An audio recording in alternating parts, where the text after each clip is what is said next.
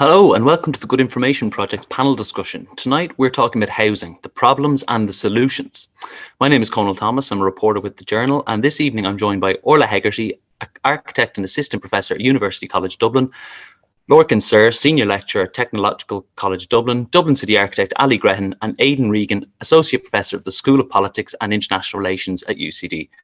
And thanks very much for joining us, everyone, this evening. And before I get into it, I just want to say we'll have a Q&A towards the end of the session. So if you want to put any questions, just pop them in the chat function there, and we'll have a bit of a Q&A towards the end. So I thought we'd just kind of dive straight in here. I'd like to start by asking each of our guests tonight what they think is the biggest barrier to home ownership in Ireland, or indeed security of tenure in our rental market, and what would be the most effective fix to that problem. In other words, what one thing would you do tomorrow? Aidan, perhaps I can go to yourself first. Oh yeah, I mean it's a big question to start with. I mean, there's a couple of different subcomponents to the question: home ownership, security of tenure, access to affordable housing. I suppose if I had a magic wand and we had blue sky thinking, what would I do? I think it would be a two-step approach. I would decentralize power and physical resources to the local authority level. Simultaneously, I would radically reform local government to create much more centralized technical capacity and physical capacity to deliver on scale affordable housing. So it will be a two-step process: decentralizing power and resources, but radically reforming local government at the same time to make it much more responsive to the technical capacity that's required to actually deliver something as complex as a housing system. But of course, that's a very political question that requires politicians, central government, Department of Finance, like giving up fiscal power effectively, and also asking local government to ask local households to pay more in taxes. And that's not an easy task. Orla, can I go to you with that question?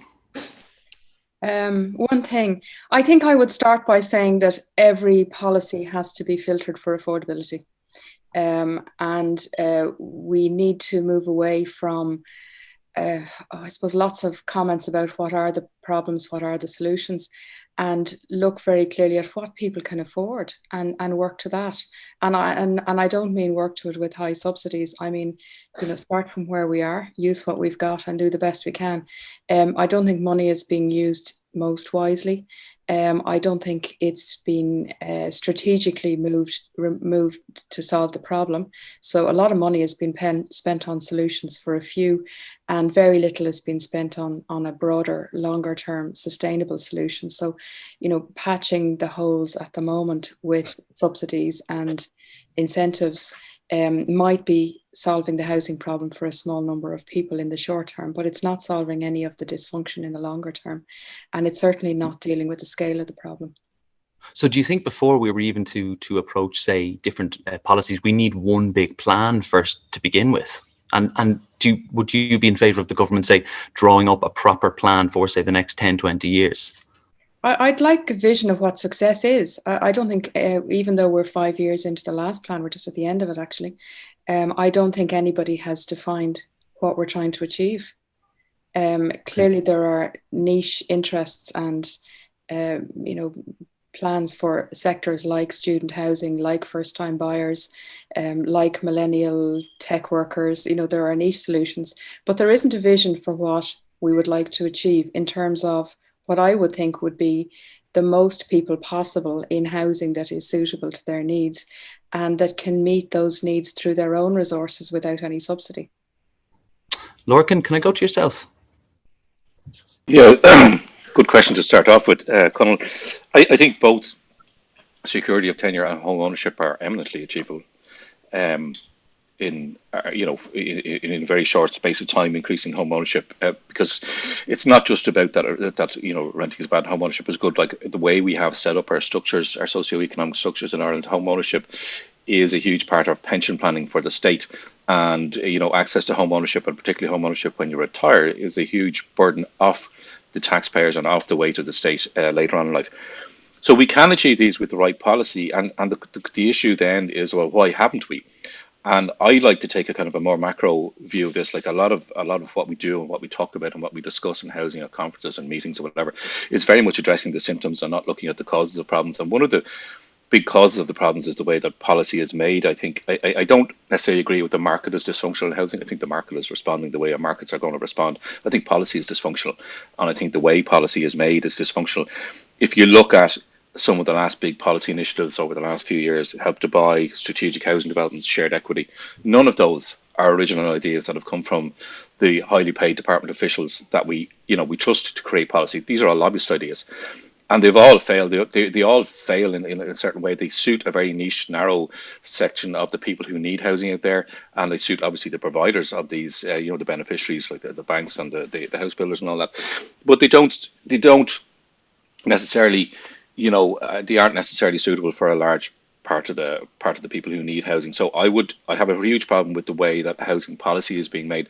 So I think no matter what you want to do, we can achieve it, whether it's better security tenure or home ownership, and we can deal with the nitty-gritty of how you do that later on. But I think the biggest problem in Irish housing is the very narrow economic dogmatic view we take of housing, the financialized view we take of housing. We don't address lots of things we should be addressing around housing, like minorities and rights, transport. We neglect transport when it comes to housing. We never talk about gender. This is the one that we don't have. If you go to Vienna, they have a Centre for Gender Development in Planning and Development over there since 1990. They have a 113-page document in English about how you bring gender into planning and development. I've never heard a minister mention gender in as long as I'm doing this. I've never heard a minister mention this. So policy is very narrow, and therefore the outcomes are very narrow, and so we need to change the way we make policy. Is what I would say to you there. Ali, before I come to yourself, I just wanted to welcome people who might be joining us for this the Good Information Project panel. And there's a comment there actually that it's why do we talk about home ownership? A house is not a home. Home ownership, yes, we need to talk about democracy within the processes of homemaking and ditch this term home ownership. Ali, how do you respond to that? And do you think we need to approach this in sort of a developing, as it were, a shared value system regarding housing or homes? Yeah, I mean, just listening to all of the magic wands, I agree with. I think I agree with a lot of pretty much everything everybody said. Shared value system, yeah, because absolutely, and maybe that speaks to Lorcan's point about how we make policy and who's influencing policy. The bottom line is all the parties involved in delivering housing have different key priorities. Like and I don't mean this in a disparaging way. So, for example, if I said to a private consultant, an architect or somebody, your priority isn't actually delivering quality, they would be horrified. But actually, their priority is to stay in business. And so when they compete for work, they have to compete. They compete on the basis of price. Their overwhelming priority is to stay in business and to get work. A developer or contractor's overwhelming priority is to make a profit. And I'll just throw some muck at myself. Maybe the public sector's overwhelming priority at the moment is to just stick within the rules, obey the public spending code, even if, say, procurement takes twice or three times as long as whatever. So just to, what I would say, if I had a magic wand, I would have a citizen assembly commence in the morning to actually agree what our vision for housing is. And the great thing about those deliberative processes like a citizen assembly is it's a representative group of people. They hear from all the experts, then they discuss in an informed way. But it's not the experts, it's not the lobbyists, it's not the different, the different people with skin in the game who are coming together and trying to make the policy. It's people who are digesting all of this and then make recommendations to government for implementation. It's in other words democratizing, as it were, the process of developing. It's a form of direct democracy. But given we've had citizen assemblies on various things, and they've all been incredibly important, and here we have housing, why aren't we having a citizen? Is that a solution? I also agree with Aidan, and I think Aidan put it very well. I mean, I do think local authorities, and certainly my own team, we have huge capacity to deliver. We have huge expertise, and yet we constantly seem to find ourselves in defensive mode. But I mean, we can talk about this later. But I mean, for example, we're doing a program of work. It's a design build apartments. We call it the volumetric program. We've got 260 of these on site, on 4 different sites at the moment. The reason that's going to be a success because we're all over it, not because we're at arm's length. We are all over that program. And if it works, it'll be because of that, not because it was something that was taken away from the public sector and delivered directly by the private sector. So all I'm saying is we do have huge capacity, but the problem is how we have to work is so fragmented that we can never get a run at it. Okay. So, they're my thoughts. That's great. I want to just move on now to, I suppose, one of the things we've heard a lot about on the back of the vulture funds, the cuckoo funds buying up large swathes of property, people struggling with a very, very competitive housing market at the moment, is this kind of question of affordability. Now, to me, this is something I just wanted to touch on, was that there's never really been a clear definition of affordability. And someone put it recently that perhaps the real question should be, we should look at what's perhaps unaffordable. So, Orla, can I maybe go to yourself and can we talk a little bit of how we bring house prices down? Well, the market is the market. I don't think we can bring house prices down, and I think there's probably been a government policy to make sure they stayed up over the last 10 years in order to shore up the banks and to get people out of negative equity. So I think the unaffordability is probably a factor of a lot of other policy.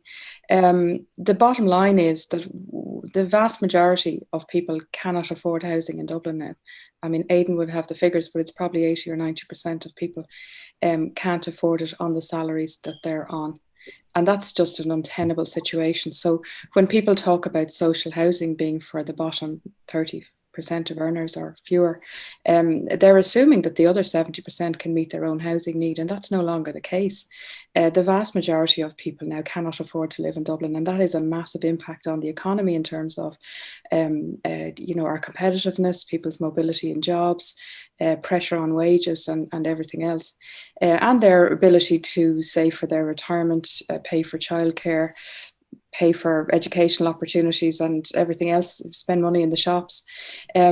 So I think we need to rethink it. I don't actually agree that we need a sort of citizens' assembly. I think if you look at the pure economics of this, you'll see that the situation we're in is untenable. It can't keep going. And the people who say that supply will solve the problem are effectively saying supply will solve the problem in 4 years' time, which says we're expecting 4 more years of price rises, which is even worse than the situation we're in now. So I think we should look at the cost of it. The cost of building housing is not that expensive. It's not bricks and mortar that has made housing expensive. So this is a solvable problem. We have plenty of land. If the Citizens' Assembly is not something that you would necessarily agree with, would you say then it is firmly with the government then to fix this, or with the department? And would you agree with Lorcan's point that the dogmatic approach that he says has been pursued for many years needs to be, as it were, overhauled? And is that how we're going to do it? I think it's entirely solvable. I think it needs some maybe vision and leadership on it. I don't think it's about getting people to agree how we do housing. I think that will get caught up on what percentage of people deserve social, percentage of people deserve subsidies for affordable, and assume that the vast majority can meet their own housing need. We've gone past that tipping point now. The vast majority cannot meet their own housing need in the cities, particularly in Dublin, and therefore that old model is effectively broken. I think the only way out of this is to protect, obviously, the value that people have in their existing homes. We can't put them back into negative equity. So the new supply can't directly compete with that. We can't flood the market with cheap houses and damage everybody else's mortgage and ability to sell their house or move. But whatever is the non-market housing needs to have a different model, obviously. But it needs to be a model that pays for itself rather than earns a lot of profit for people in the process. Yeah, Aidan, could we come to you on that? I mean, I believe you wrote recently in the Business Post that, we might look and we perhaps need to pursue a kind of state-led, not-for-profit model. Is that what you would be in favour of? And can you perhaps explain a little bit what that would involve?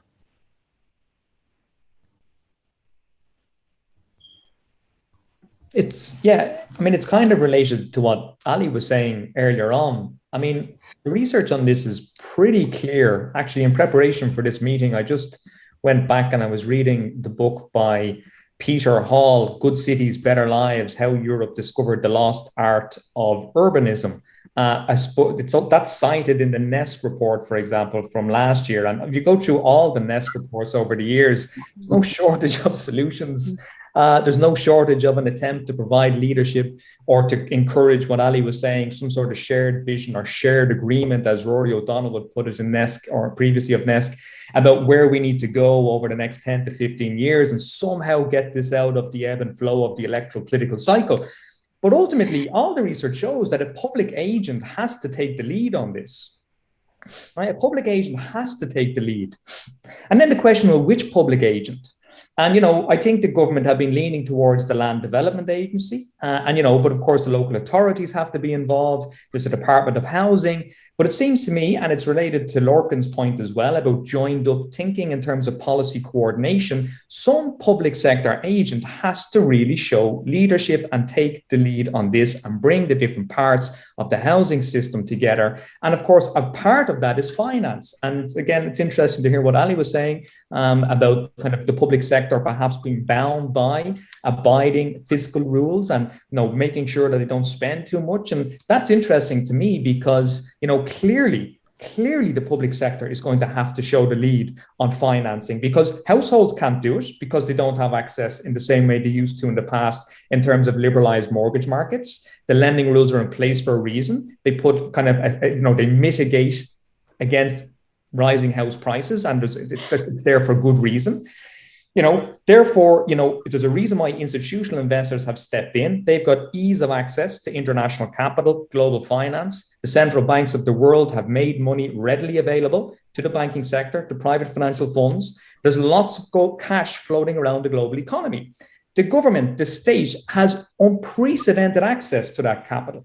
It has enormous privilege within international markets to mobilize capital for public regarding goods. So it seems blindingly obvious to me that the state, from a finance point of view, would step in and provide, quite frankly, double, if not triple, the capital investment that it's currently providing to deliver the financing of development. Now, who actually develops? Who does the building? Who does the construction? Who's involved?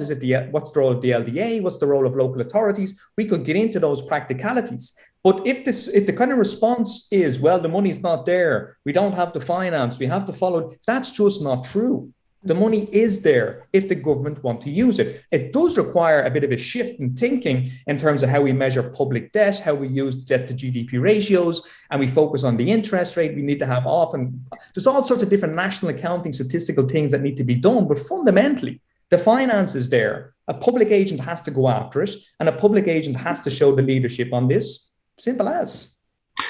Thanks very much. I just want to remind people that there's a few questions coming in and we're just going to take them at the end. So, Lorcan, can I just move on to what Aidan was saying there, talking about a public agency doing this? I mean, who do you foresee doing this? I mean, is it central government? Is it the department? Is it local authorities? Yeah, well, first, before I get to that, I'd like to go back to Ali's point about the Citizens' Assembly. I think I am personally, not in favour of a housing commission. As proposed by the Minister. I think a housing commission, it'll be stacked probably full of vested interests who have been more part of the problem than part of the solution over the years. So I don't have any faith so far in a housing commission, even though the membership hasn't been announced.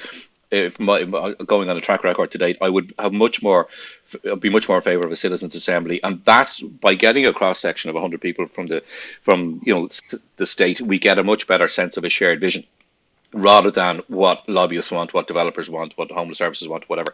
By getting a broader spectrum, we get a better idea of a vision.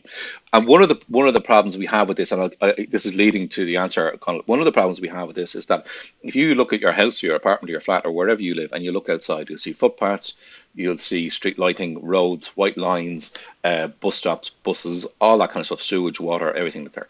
That's all infrastructure. And everything that surrounds the house and the accommodation is infrastructure, but housing is not perceived as infrastructure. And that is a huge issue. If you start to think of housing as a national need, because it is, and it's not something that you can kind of ignore, because everybody needs to be housed in some way, shape or form, whether it's by themselves or by the state or by community or whatever. If you start looking at housing as infrastructure, then you start to plan for it. Look at the way we develop our motorways, and we did really well in the motorways in the 1990s and early 2000s. The way we plan for them, and we're still at that with the motorways, the way we maintain them, the way we finance them, and those are long-term planning, strategies that have to happen. If you start looking at housing like that, then you start to come to the idea of, well, who's going to deliver housing as infrastructure? And we've had bodies before doing this, including things way back to the Land Commission, 100 years ago. And historically, it's nothing new for states to get involved in the delivery of housing. If you look at my own house here, designed by, Ali will be familiar with Herbert Sims, back in 1929, 1930. Down the road is Marino, developed in the 1920s by the state, actually Fine Gael at the time, or their earlier iteration of Fine Gael at the time. And the state has been hugely involved, and it still is involved to a less extent now in the development of housing. So there's nothing new about an agency being set up. The issue with setting up an agency, and particularly with the Land Development Agency, for example, is how they're going to do it, how they're going to fund it, and what their definitions will be around things like affordability. We just can't escape the idea that not only do people need housing, but they need to be able to afford the housing. If you look at the Eurostat statistics, they'll say that Ireland is quite average in what they call housing overburden. In other words, the amount of money that we spend every month on our rent or our mortgages. That's true. We spend 28-30% of our income on accommodating ourselves. And remember, half the people who own homes don't have a mortgage on them. But what those statistics don't talk to you is about how expensive everything else is in Ireland. Your VHI, your healthcare, going to university, all that kind of stuff. So when you add that in, affordability becomes a huge issue. So housing is the biggest expense you'll have every month. So tackling the affordability is the key issue with all these housing solutions. If I can come in then in Lorcan on that, Conal, as well, just to clarify, to specify as well, Lorcan is quite right about that Eurostat data. But actually, if you look at the detailed research that's been done on affordability by different income quintiles and deciles across the income distribution, it totally changes for the bottom two quintiles. The bottom 40% effectively of the income distribution in Ireland really struggle when it comes to housing affordability. And on top of that, so it's low income households and those that live in urban areas in Ireland pay significantly higher percentages of their disposable income on housing than those at the top of the income distribution. So when you see these averages that are often used in the media, quite frankly, to talk about affordability, it completely masks the politics of distribution across. And as Orla has said, I mean, if you look, it's specified in the NEST report as well, only about 5% of individual earners in Ireland can afford to buy housing in Dublin at present prices. Now, you put individual earnings together, you get household earnings, for example, it's not that much better. There's only 5% of the workforce earn more than 80,000 euros per annum, right? That's a very small percentage of the workforce. So again, one has to be very careful, and it's really the bottom 40-50% of the income distribution that struggle when it comes to housing affordability in Dublin. Could I just add to that comment of Aidan's? There's also an assumption that single earner households are single people, and that if you have one income, you just need one bed space. There's any number of reasons why a household has a single income, whether it's single parents, there's a disability, there's an illness, there's a child with a disability, there's caring responsibilities to older people. There's lots of very legitimate reasons why people don't have two full-time salaries, but they still need a home. Yeah, and can I agree? I mean, actually, to be a single income household as if a couple and kids is a complete luxury these days. But I just see that somebody popped up a comment there about O'Coulon. They sent a link and they said this model works. Yeah, it does work. It's at a very small scale. It does work, and it's and they're very impressive, and I admire them. But their whole model is based on trust.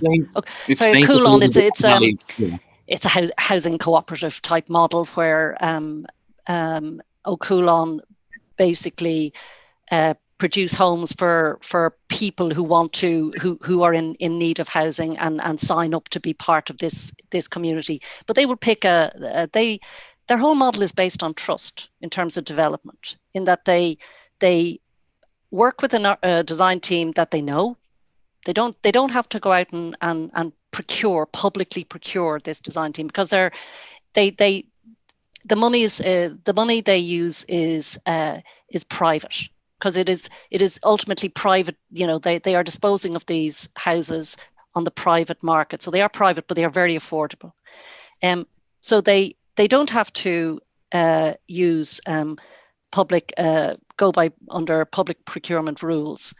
And I don't want anybody going away thinking that I don't think we should not be accountable in the public sector. Of course, we should be accountable.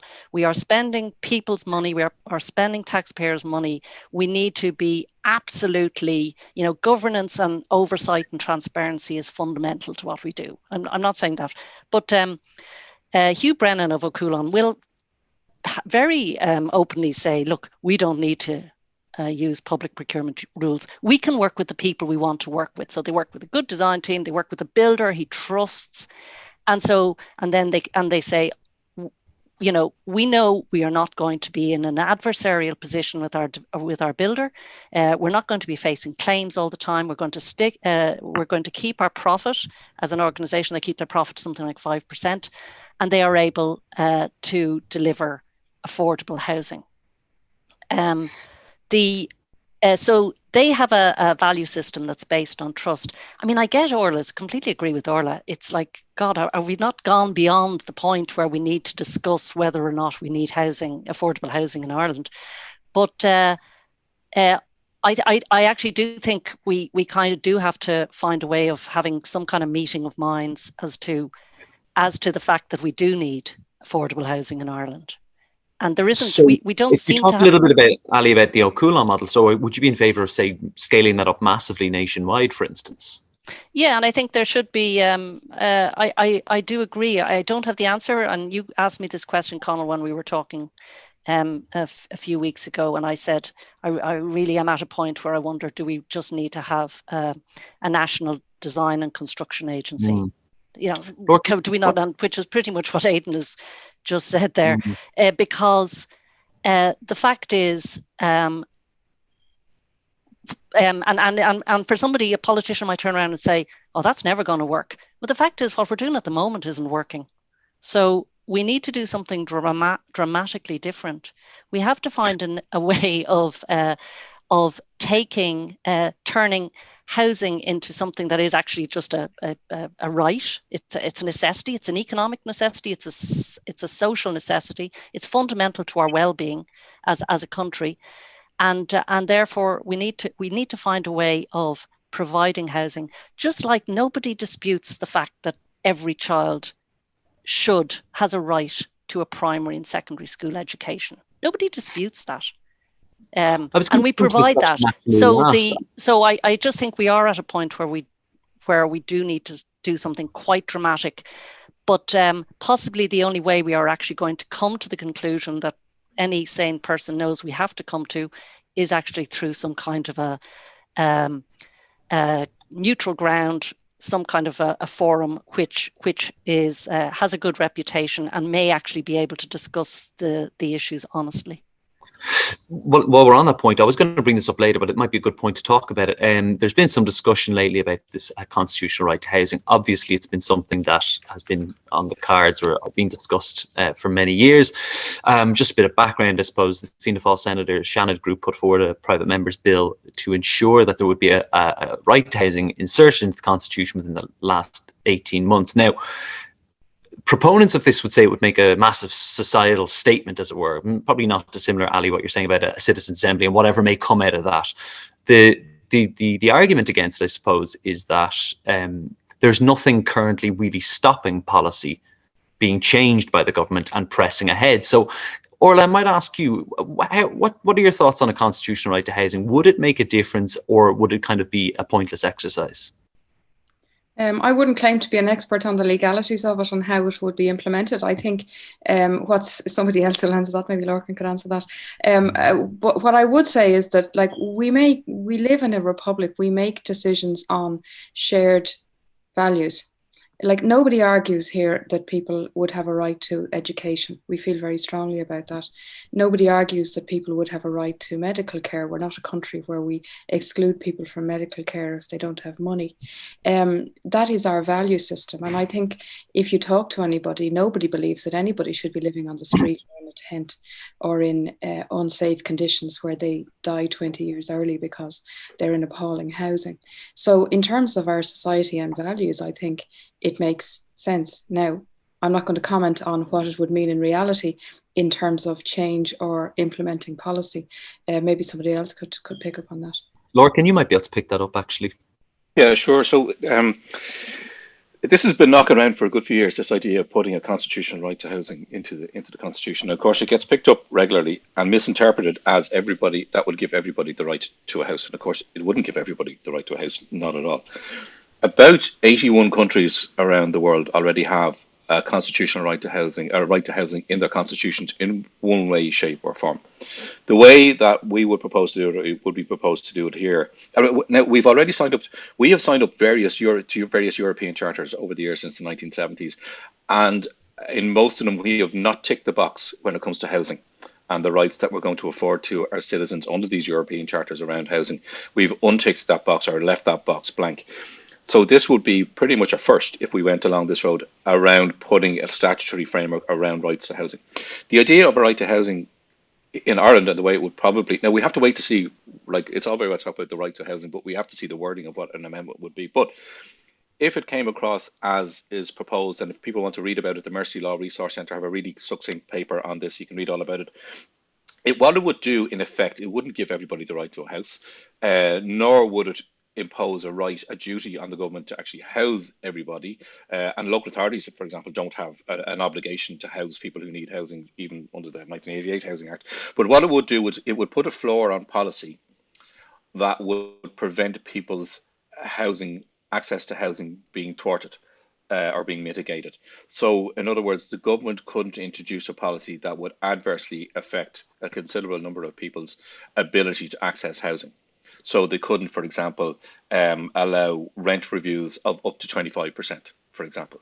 It would prevent them from doing something like that. Also, it would prevent them, it would give certain enhanced protections around things like eviction and so on and so forth. Now, what would happen in reality is once the constitutional amendment goes in, invariably there are Supreme Court cases where it gets tested, which is fine, and then it gets nuanced and narrowed down, and then we understand more what it means. But I suppose the most important point is that it wouldn't give everybody the right to a house, but it would put a floor in the government. I think it would be a substantial change in optics, in philosophy, and in the approach that the civil service and policymakers will have to take. They would have to kind of double check everything. They're very good at double checking policy against our right to property in the Constitution, and this will give them something else to do, that they'd have to go and have a look at, double check it against people's right to housing.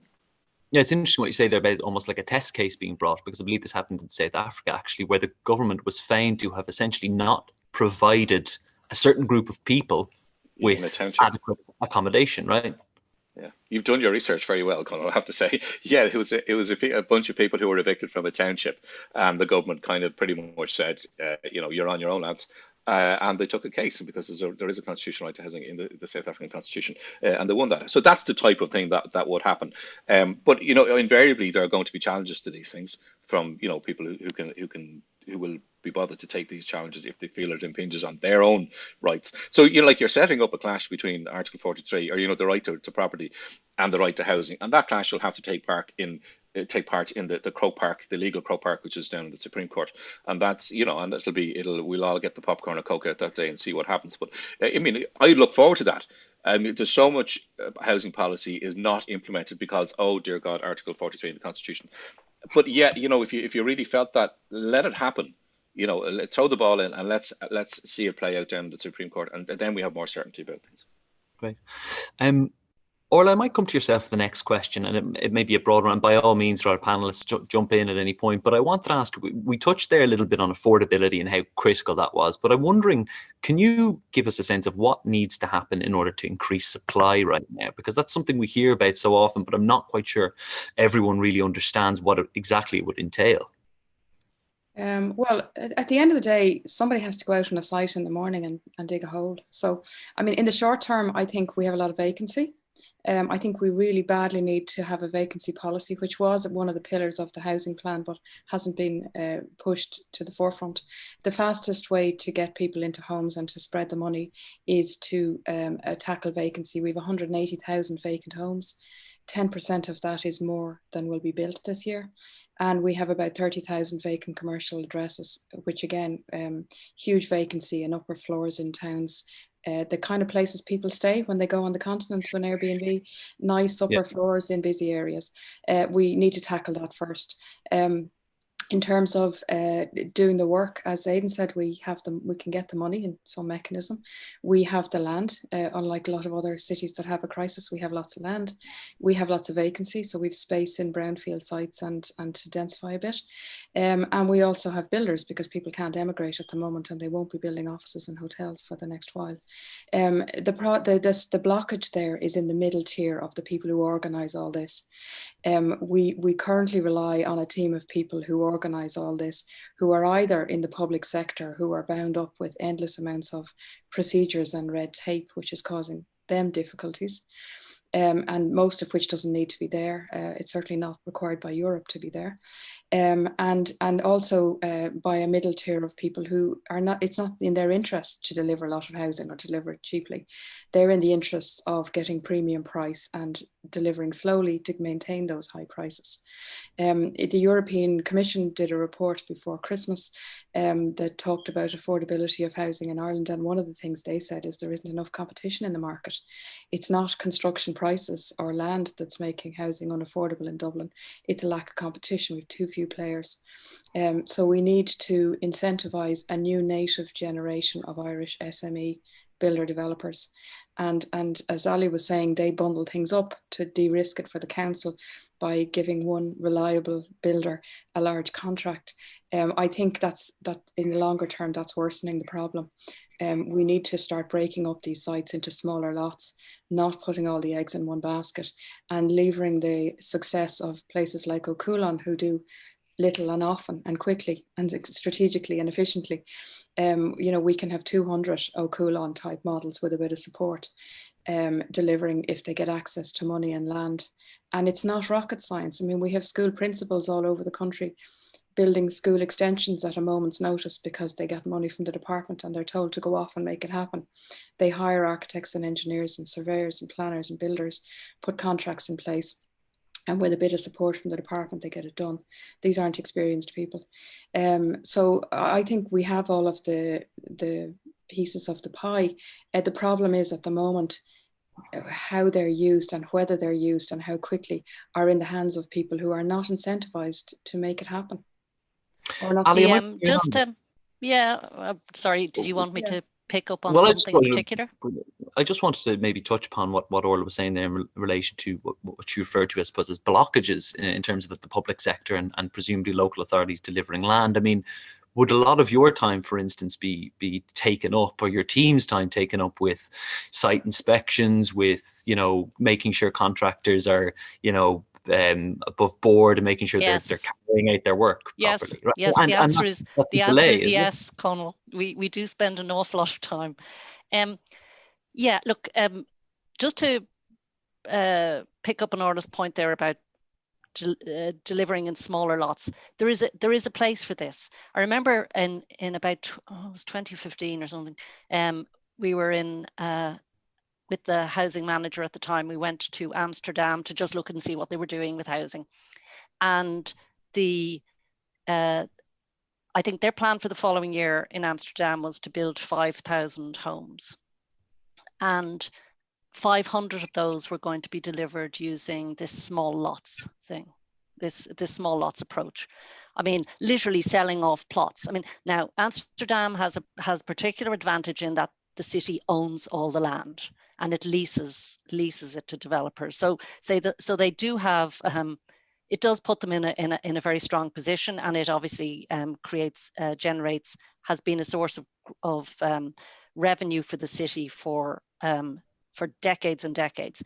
But the fact is, they they were so, I suppose, casual about saying that yeah, of course we would do that, because we need lots of different solutions, and there's very much a place for the small developer, and in fact they tended to do that in areas where they really just wanted to kickstart development, because they knew people would individual families or small developers would really embrace the opportunity to create something, to design something special in a part of the city that might be low value, so they were going to be able to do it cheaply. So Amsterdam uses this as a way of regenerating. So absolutely we should be doing this in Dublin. Of course we should be. There should be fiscal measures to, force people to convert the upstairs of their shops. And when you go to Amsterdam, Orla mentioned Airbnb, I don't think there's a scrap of vacant area in the city. They use their space so carefully. They value space so much that there is not a scrap of waste space in that city. And just that business of what are the blockages? Yeah, we do spend an awful lot of time on our sites monitoring quality, and no, we cannot not do that. We have a very good, in City Architects, we have a great inspection team, and to be honest, they're on the front line. They are, without them, I think we would not be able to guarantee that the buildings that are built are actually built as well as they need to be. But our inspectors are identifying actually that there's a real problem on sites at the moment with lack of skills, and a huge problem on sites with contractors and subcontractors gazumping each other. I heard anecdotally from, actually this was from not on a DCC site, it was through one of our consultants, that another site they were working on, a steel supplier, subcontractor, literally went up to the contractor and said, that steel we were going to give you, right, we want to charge you 1.5 times what we had agreed. So basically it was, because he knew he had the contractor on the spot. And so the contractor just had to fire the guy and face the problem of where he was going to get the steel. So it's incredibly competitive at the moment. There are material shortages, there's skill shortages. So I don't think, I don't want to say that to dishearten people. I'm just saying that is the reality on site. But the one thing we cannot cut is, at the moment, is any kind of oversight. We have to monitor quality. If we pay a lot for our social homes, our apartments, or our houses, something, at least what we're getting is incredibly high quality, because we make sure it's high quality, and it's an enduring asset for the state. The state will have that in 100 years' time. So I just think we need to be doing more of this. Can we just bring in Aidan there on the supply issue? What do you think needs to be done? So, there's so many things that's been touched on by Ali, Orla, and Lorcan earlier on. I would say four things here, and I'll try to be brief. I lived in Amsterdam for many years, so I have a good experience of the Dutch model. And it's related to your initial point, Ali, the Dutch polder model. What do the Dutch do well? Well, they deliberate, they dialogue, they put in place a set of regulations that are aimed at quality, provision, and that's it. You stick to the quality provisions, no watering it down, no flexibility, and enforcement is key. And as we know in Ireland, and we know in Dublin, and we know in Dublin City Council in particular, enforcement is a major issue. Just walk around the city and you see the state of the place, So what's crucial about Amsterdam to begin with is that the narrative is about development, urban planning. It's not just about building houses, and as many people have said in the Q&A, the language here matters. It's about homes. It's about high density, good quality homes that people can have family-friendly apartments with public space and accessibility to good quality transport. So it's about urban development first and foremost. It's about urban planning, and homes are part of that, but they're only part of it. It's about urbanization and it's about transport. So that seems to me that the starting point, again, to kind of go back to the beginning, we need a new narrative. We need a new vision for what the purpose of all this is about. And it's a housing system. I have a major problem with the use of the term supply to begin with. Supply is a market concept, and it's literally designed by economists to draw a straight line on a graph. right? That's what it's designed to do. Everybody knows that there's a shortage of homes to live in. Everybody knows that we need to build more. The question is, what are the practicalities, the know-how, the skills that are needed to make that happen? The first thing I would do tomorrow is introduce a pretty hefty vacant property tax, right? I would tax the hilt out of empty properties, simple as, right? That will very quickly mobilize the existing housing stock into the market. And there's no reason why the state couldn't introduce a land value tax, a site value tax, and I mean it one that really is effective, one that is really aimed at pushing the housing stock into either the public ownership or into private ownership, but that's one thing that can be done easily tomorrow. It's a fiscal tool that the state can pass. The second thing I would do, and it's again mentioned in the NESC report, and it's related to the Land Development Agency in order to increase supply, I would pretty much, and it's related to the issue of property rights, compulsory purchase orders, right? The LDA in particular, local authorities, more complex, given all the reasons that Ali said about the kind of the rules, the public's. If you can introduce pretty robust CPOs, well, we should be quite frankly CPOing the hell out of large parts of the city in order to mobilize all the land, all the empty buildings, all the derelict sites into publicly regarding good use. If that clashes with our understanding of private property rights in the Constitution, well, let's have that debate. Let's go to the courts. Let's have that fight, because property is a socially defined, socially constituted definition. There is no natural property per se. It's something that is ultimately socially defined. And let's have that social definition. Let's have that debate. The third thing, and it's related to Orla's point about the SMEs, small builders. Why is it that our SME small building sector can't access cash when the world is awash with cheap finance at the moment? That's a very important question. And it's related to the legacy effect of our pretty much narrow, uncompetitive banking system. We have two banks in this country, literally. We only have two banks, 2.5, you could say. And those banks do not lend over 18, 24, 36-month periods. They should be issuing finance cash to small builders to develop by giving them the confidence and having the trust, and Ali mentioned trust earlier on. Trust is important here. Being patient, issuing the capital, and letting small, medium-sized enterprises in the construction sector get on with making this happen. They're not doing that, right? Rather, they will issue out a 30-year mortgage at relatively high interest rates to couples who've been saving and living in their mom and dad's house to buy an overpriced house in a car park in Kimmage, right? That's not sustainable in terms of how we issue finance at the moment. So quite frankly, we should be working much more closely and directing the finance of the banks to make sure that capital goes to good, productive use, because at the moment it's not going to good, productive use. And that means the state has to be much more hands-on with the allocation of capital and credit through the banking system. It's also worth noting that the European Central Bank's targeted long-term refinancing operations, which effectively makes money available for nothing to the private banks as a transmission mechanism of European monetary policy, has excluded mortgages from that. Why are our small builders not accessing that capital? And that's an open question for government. It's an open question for the Department of Finance. They're the kind of practical things that can be done. 3 simple things. And yeah, that will quickly get things moving. In terms of all the detailed architectural design stuff, I'll leave that to the housing experts. Well, some of the things I did want to move on to next a little bit. I'm not going to get too much into this because I think we could talk about planning for a very long time. But Lorcan, I might bring you in here. Does our planning system need an overhaul? Need an overhaul. The planning system is working quite well. And on Bord Pleanála, I've gone a bit rogue in the last 2 years, I have to say, granting planning permission for like incredibly poor developments with very spurious justifications, overruling their own inspector's report, overruling the wishes of Dublin City Council left, right and centre. And we end up with, you know, we will end up with slums, I think. We end up with incredibly poor developments, co-living with, like, you know, bedrooms proposed in the basement, all that kind of stuff.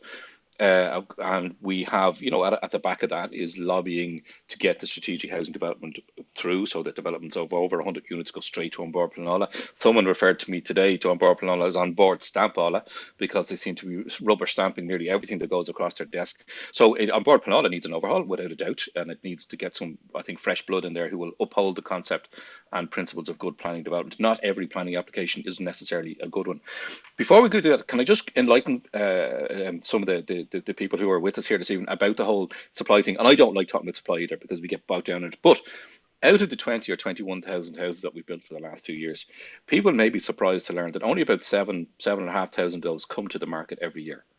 Out of that, so only about 35% or so come to the market. In other words, they go up on myhome.ie or whatever Sherry Fitzgerald to be available for sale every year.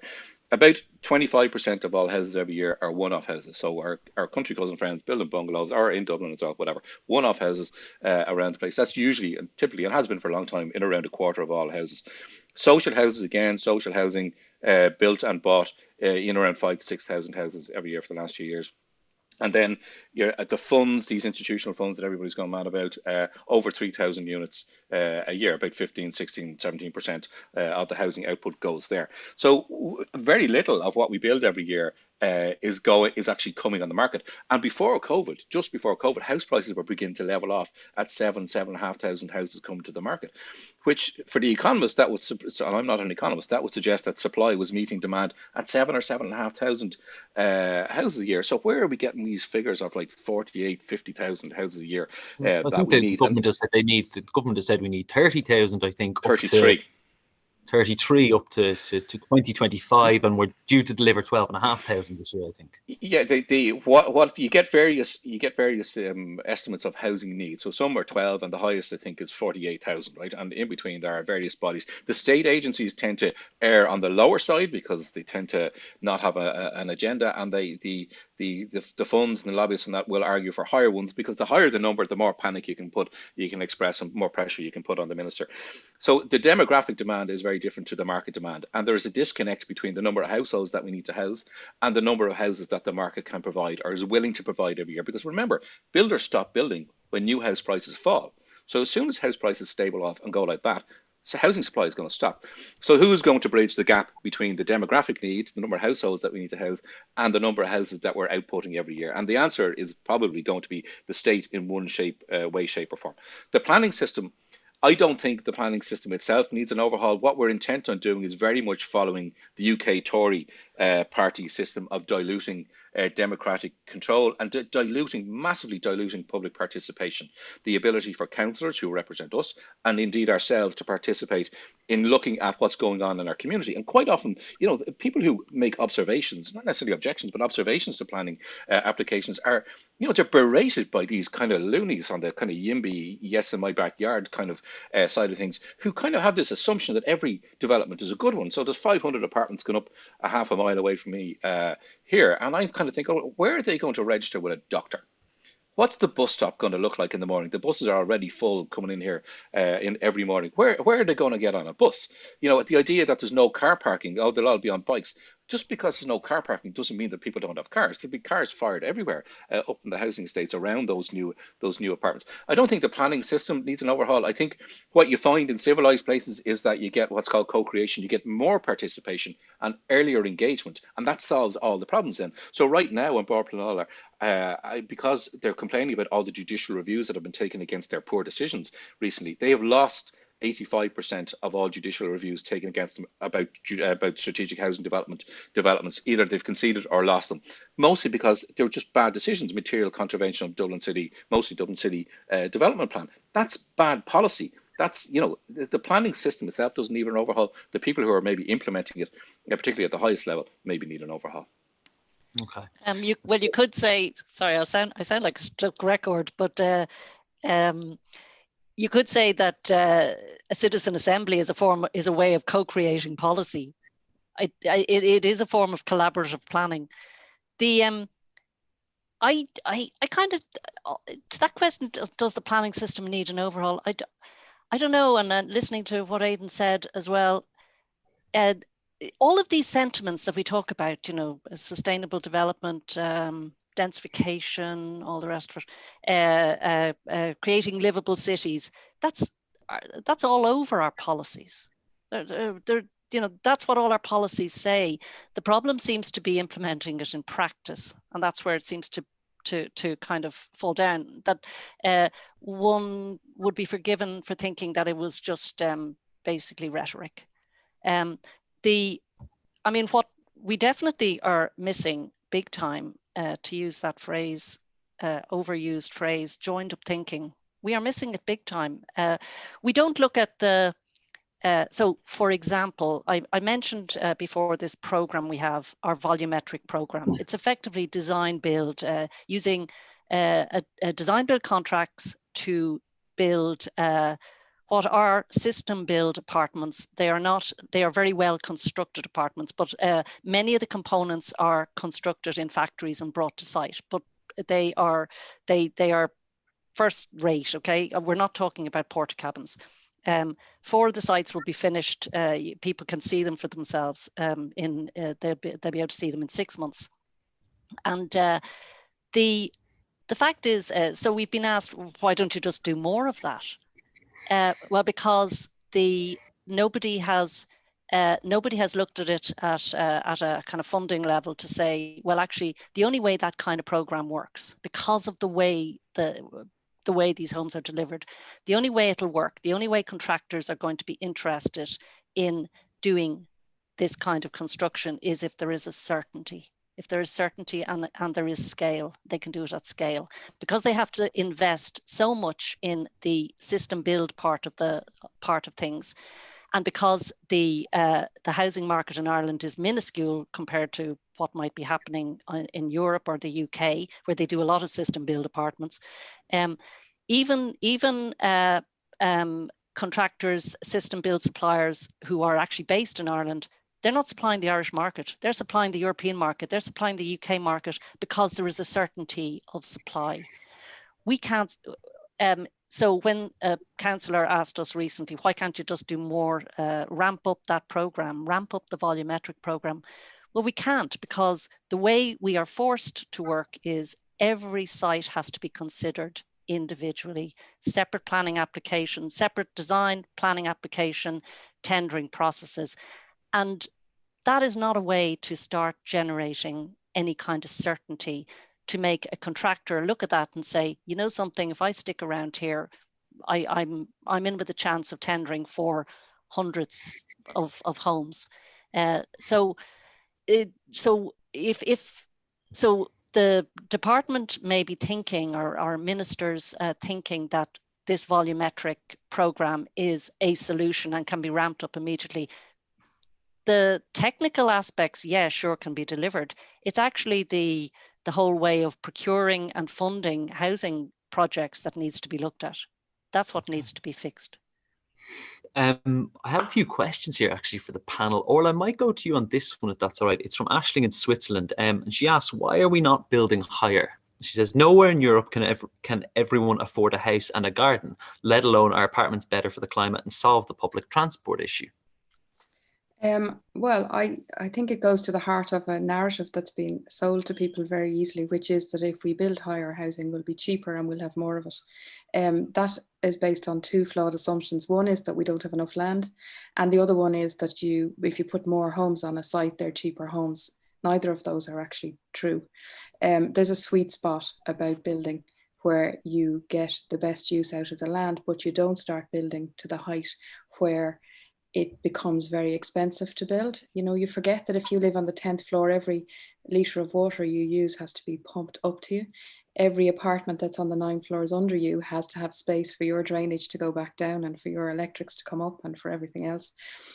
People start using lifts a lot because they're at higher floors, and the energy and maintenance and servicing costs on those buildings are considerably higher. The sweet spot is not far off what the development plan had, which was it's in or around 6 stories with some higher buildings. And it's a very livable, you know, there's a lot of human reasons why that works. You can be rescued on a ladder in a fire at that height.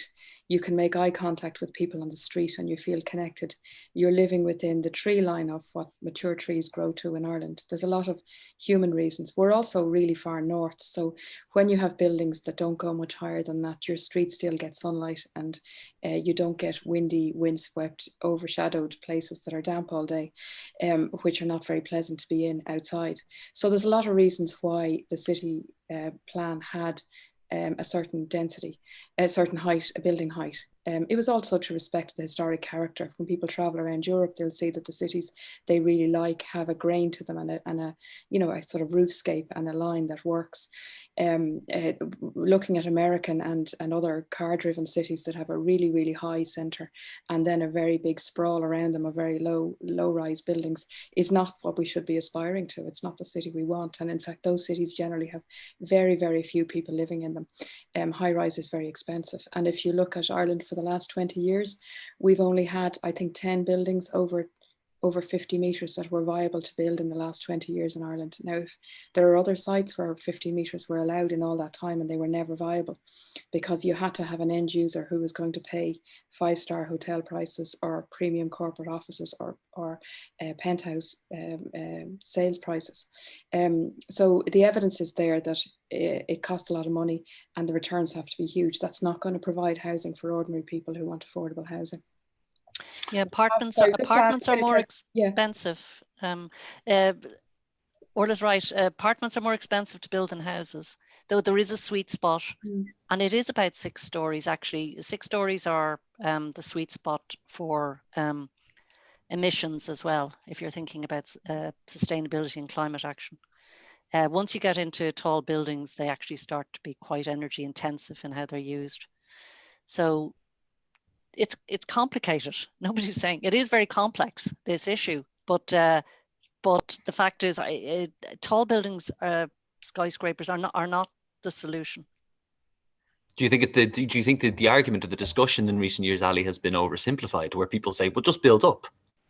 Yeah, and to be honest, you don't really see many of those sites actually being developed. So I don't know. I'm not the expert on this one. Aidan probably and Lorcan might have, and Orla would have a lot more to say about this. They've been more knowledgeable about this, but it just seems to be a way of actually securing a higher site value, to actually bump up the notional value of the site.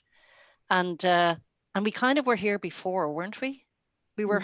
This is where we were before the crash. This is exactly what happened.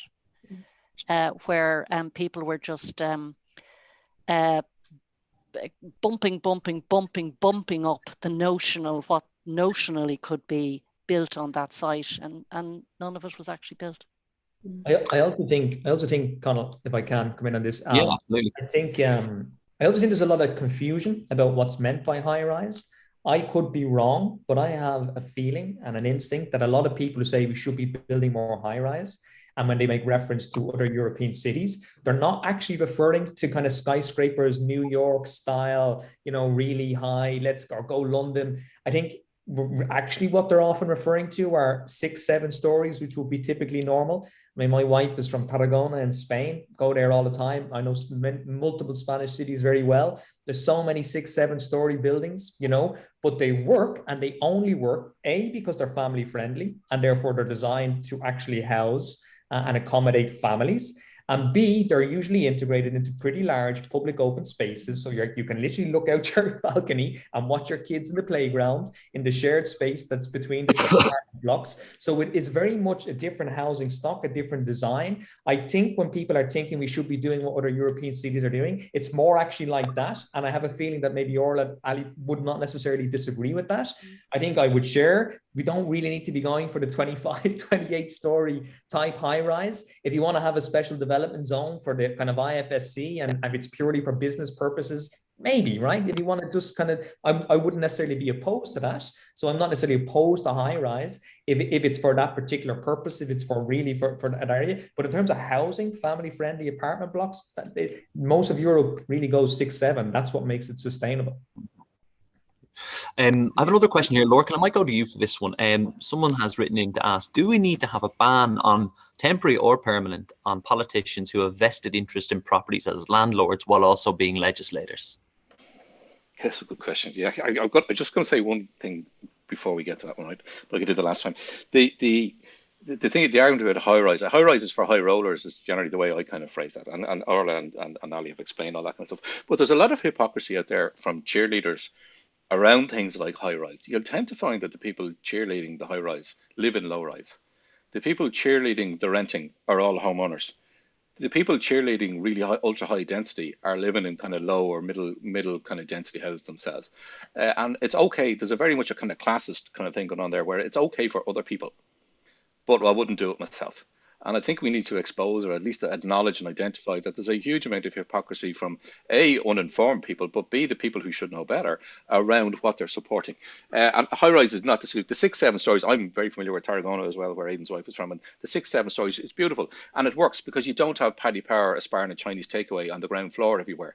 You have, we have a bed shop, and you have a chiropractor, and you have a little bar, and you have all that kind of variety, the things people need, hairdressers. So they come down the 4, 5, 6 stories, and they use the hairdresser and have a beer, and then go back up for lunch and all that kind of stuff. So they have much more indigenous, and it works much better.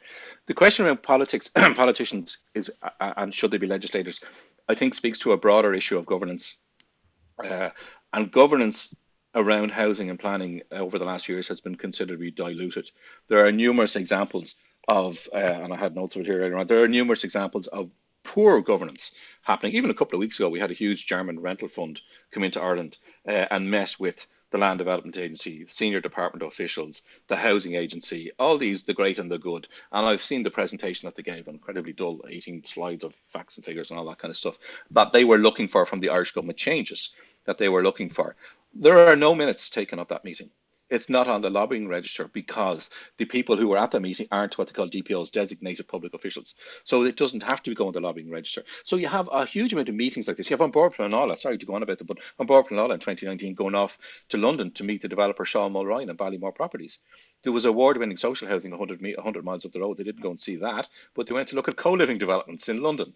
And not that long ago, Ali and Orla and myself would probably remember, like, when you met, you didn't engage really with members of An Bord Pleanála because you kept that space between you and them in case there was a conflict of interest. Now they're off meeting, developers. So there are numerous examples of poor governance. And I think the issue we have here is a broader one of, I don't think you can stop, in that case, do you stop Eamon Ryan, doing transport because he doesn't drive a car and he cycles everywhere? You can get down to that level. I don't think you can do that. I think we have to have greater faith and expectation in our politicians that they'll do the right thing. And we have to hold them to account. And we need ways to hold them to account, which is around transparency and making senior public officials who make policy, making those people, putting them on the lobbying register, so that we can see who they're meeting and what they're discussing. I think that's the way around it, rather than kind of, if in that case, if Stephen Donnelly had a toothache or he had his appendix out, would you prevent him from kind of regulating hospitals? You can't. I don't think you can go that far down that road, Okay. One of the popular questions, I suppose, coming in, and Orla, Mike, we touched a little bit on vacancy, but I was wondering, could we get into a little bit more? We have a comment here saying, why don't we concentrate on the 180,000 vacant properties in Ireland? And some people say it's as many as 200,000. Firstly, do you have any figure for what it roughly is about, and what policies do we need to tackle that further? Aidan, you might be able to come in on this as well. Well, we know in the last census, which was 5 years ago now, that there were, apart from holiday homes, I think there's about 60,000 holiday homes, there was 180,000 vacant homes. And there are places that somebody from the census has gone and knocked on the door several times and spoken to the neighbours. So we know they're vacant. Some of them might be tied up with probate or in the middle of a sale or whatever else. But, that's a lot of property that could be tapped into and reoccupied. And I think we haven't addressed that in a meaningful way at all. People, if houses are available and they're not in use, people should be penalised for leaving them vacant, either taxed or CPO or whatever else we want to look at. But there's a resource there and it's badly needed. We also, I think, need to be concerned about vacancy in some of the new build. We're told that we all want to be, I'll take the narrative, modern European renters, who rent for life at 2,000 a month in something that's quite tall in Dublin and minimally sized. There's very high vacancy in the new blocks of those that have been built. I mean, without me naming schemes, but I could name 5 or 6 that have high vacancy 2-3 years after they're completed, because the investment model there means that they can hold the place empty until they get the price they want. And dropping the price would drop their asset value, so they won't do that. So that kind of supply is not solving our problem. And we could be at the tail end of what London and English cities have experienced, which is the phenomenon of buy to leave, where it's like a bank account. If you put a couple of 100,000 into a new apartment, you get a better return holding it empty over a few years than you would if you put the money in the bank. It's also been used in the UK. They've seen to launder money through property, again with people holding it empty. So we have this asset class now internationally of high-end apartments. It's nothing to do with housing people in those countries or in those cities.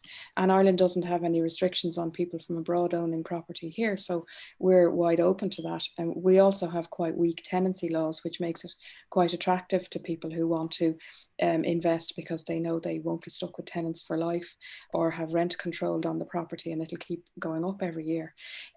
So the idea of supply also, that'll meet the need, won't necessarily if people are building an international asset class, and if they're 2,500 a month and they're vacant, it's not going to solve the problem either.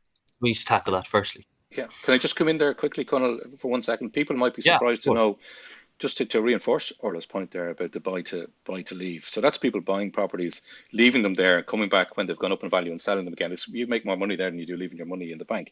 But you might be surprised to know that some of the wealthiest areas in Dublin have the highest vacancy rates according to the last census.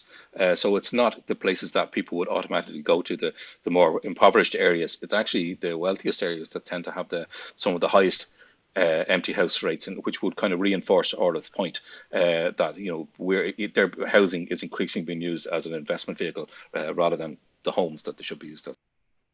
The Richard Florida, that urbanist who wrote so much and got everybody so excited about the creative classes and how they are, it is.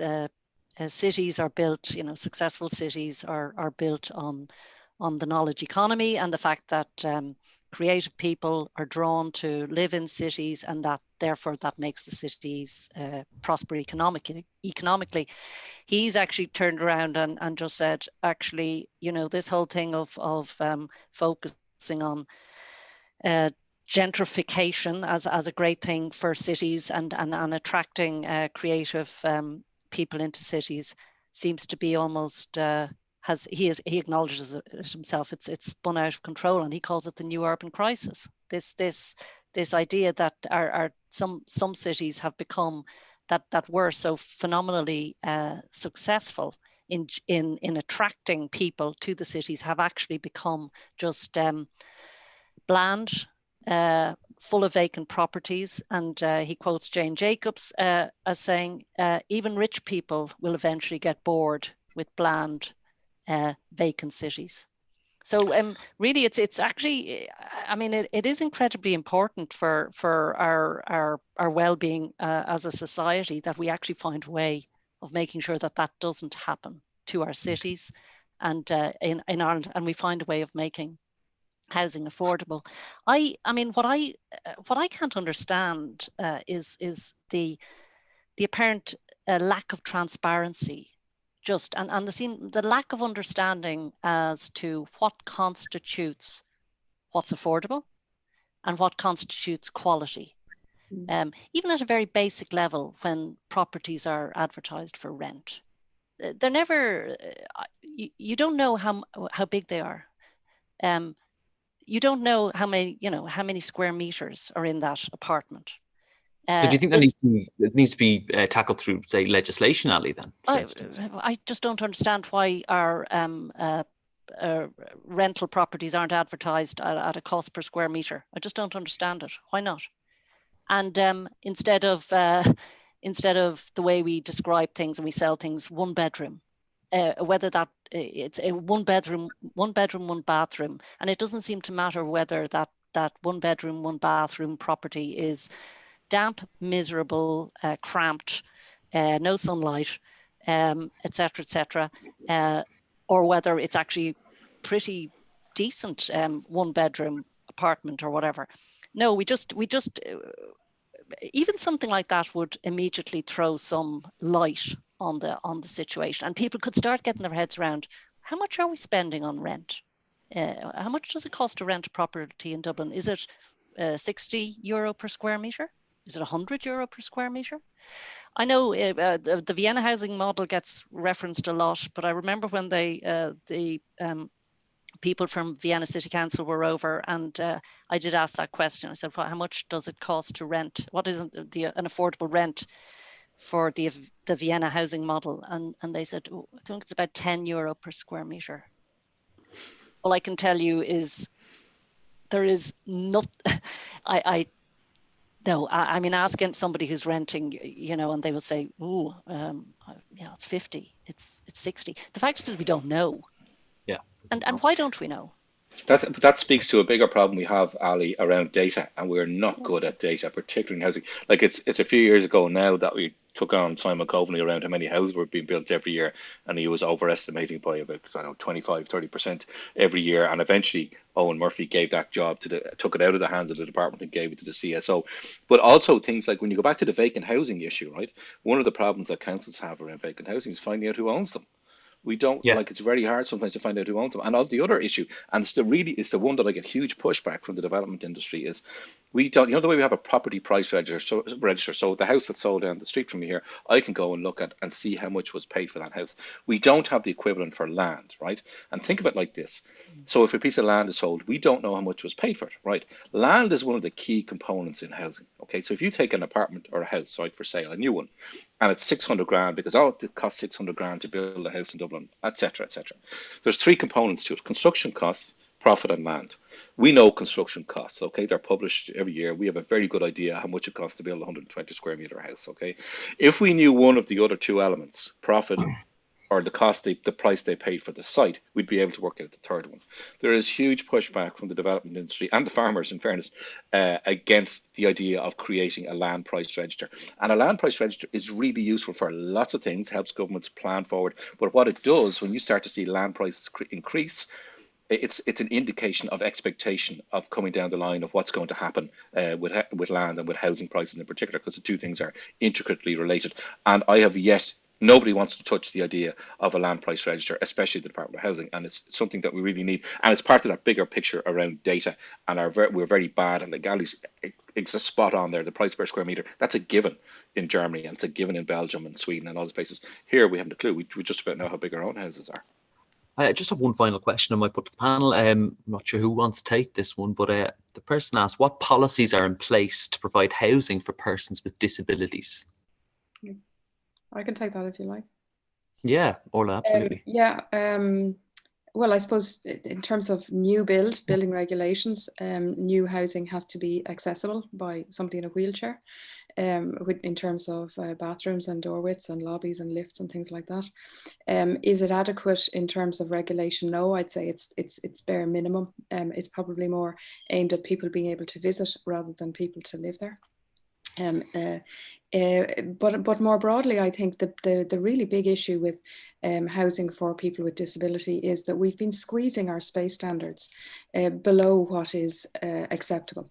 We've reduced space standards, and I would give Ali and the City Council huge credit for work they did over 20 years to increase space standards and increase quality standards, which have all been rowed back on in the last 5 years over their head at government level.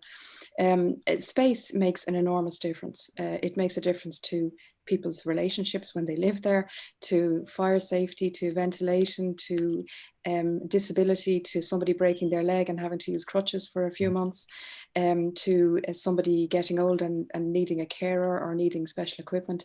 Also to people being able to work from home or to have a hobby or a gym equipment or a pram or everything else. It's the difference between having to move if you have a second child and not. So space is really cheap, and we've kind of been sold the narrative that if we make housing smaller it'll be cheaper, but in fact for an apartment or a house, all of the high value things, the windows, the doors, the heating system, the light switches, the kitchen and the bathroom are exactly the same, whether that's 50 square meters or 70 square meters. So squeezing space is really short-sighted, poor value for money. And that was all done about property speculation. It's done about squeezing more units onto a site and increasing the land value. It was nothing to do with more housing or better housing or housing that people would want. And I think in the longer term, it's going to be seen as a very bad move, because the only way we will have compact, more sustainable growth for climate adaptation and for our own sanity in commuting, the only way we'll do that is to attract people to live in the cities in family housing, as Aidan was talking about. And by squeezing down city housing so that it is completely unattractive and unaffordable is the main driver of people moving to Naas and Drogheda. There were more new homes built in the Naas postcode in the last year or two than there were in postcodes 1 to 8. So by driving down standards and quality, we're actually pushing more people into the commuter belt, and we're just filling the city with planning permissions that are very unviable because they're so dense and so hard to finance and so expensive that we're actually sterilising some of these sites, I think, now when the market turns, and they'll be left vacant for the next 5 or 10 years. And meanwhile, the builders out in the commuter belt will be happily churning out low density houses with 2 cars out front. I think the narrative around household size has been misused as well. The idea that we need to build smaller units because household size is falling. And there's 2 things to that. One, the first thing is that household size is actually increasing. And the second thing goes back to something that was said very early on about a house is going to last for 100 years. It's much better value to build larger units. It's much easier, much more flexibility in building larger units and subdividing them if you need to into smaller units and then increasing them. Because who knows what's going to happen over the next 100 years. Household sizes could, for lots of reasons, for overcrowding or for loads of reasons, for affordability reasons, household sizes could mushroom, and then we'll be left with a whole load of tiny 1 and 2 bed units. But of course, the smaller units are much more lucrative as an investment. You get much more value out of 3 1-beds, much more income than you do out of 1, 2 or 3 bed. And that's what's driving a lot of planning and housing policy, is that return on investment. It's also worth emphasizing, and again, it's back to your point earlier, Lorcan, about who actually makes the decisions and who influences policy.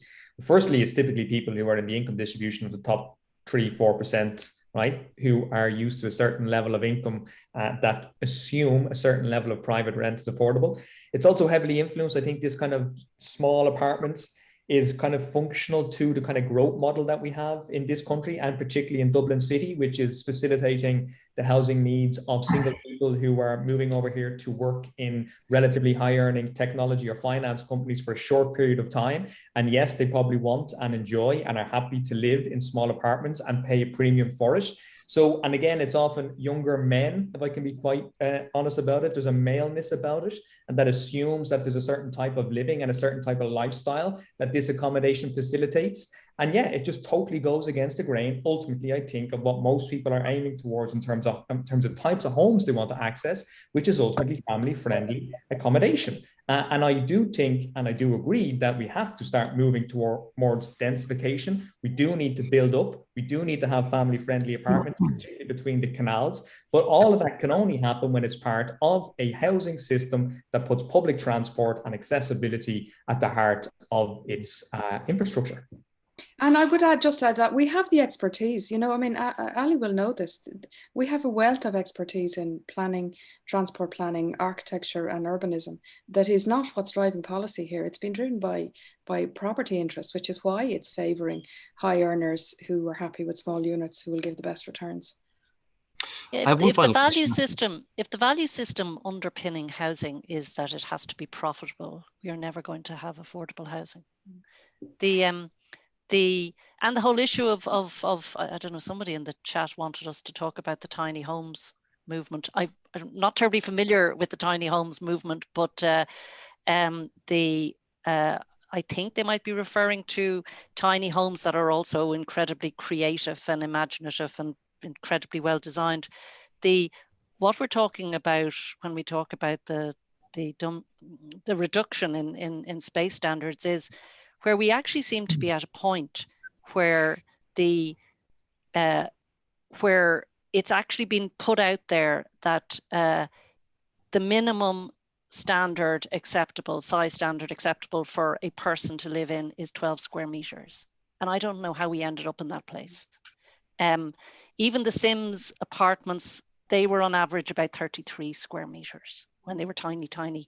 And we managed to get to a point in Dublin where the smallest home we would like to have seen built was about 55 square meters.